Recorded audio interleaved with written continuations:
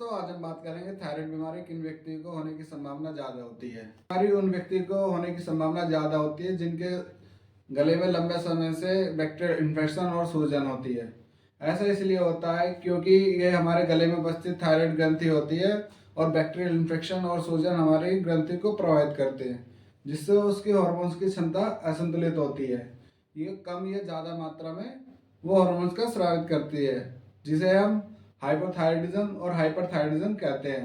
यानी कि हाइपोथायराइडिज्म होता है जिसमें मात्रा थायराइड की कम होती है, और हाइपोथायराइडिज्म करते हैं जिसमें थायराइड की मात्रा ज़्यादा होती है, उसे हाइपरथायराइडिज्म कहते हैं।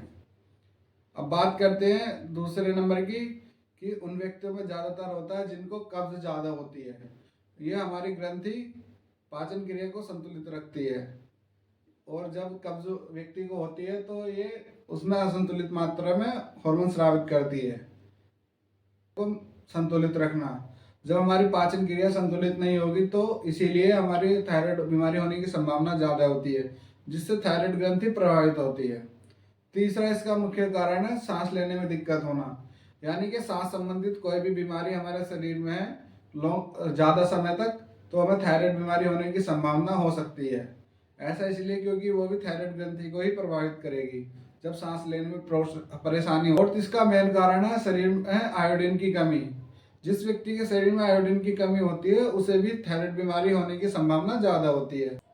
ऐसा इसलिए होता है क्योंकि थायराइड ग्रंथि जो है आयोडीन पर निर्भर करती है। इसीलिए जब शरीर में आयोडीन की मात्रा कम होती है तो ये ग्रंथि असंतुलित मात्रा में हार्मोन स्रावित करेगी। जाहिर सी बात है इसका रोटेशन बिगड़ेगा, इसीलिए उन व्यक्तियों में थायराइड की संभावना ज़्यादा होती है। इसका मेन कारण है जिन व्यक्ति को डायबिटीज़ की समस्या होती है, शुगर की समस्या होती है, उन व्यक्ति को भी थायराइड बीमारी होने की संभावना ज़्यादा होती है।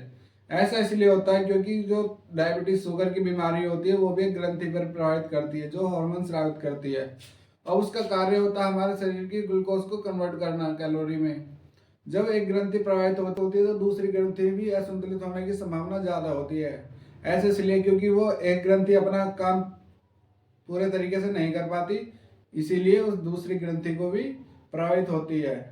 इसीलिए दोनों डिसीज होने की संभावना होती है।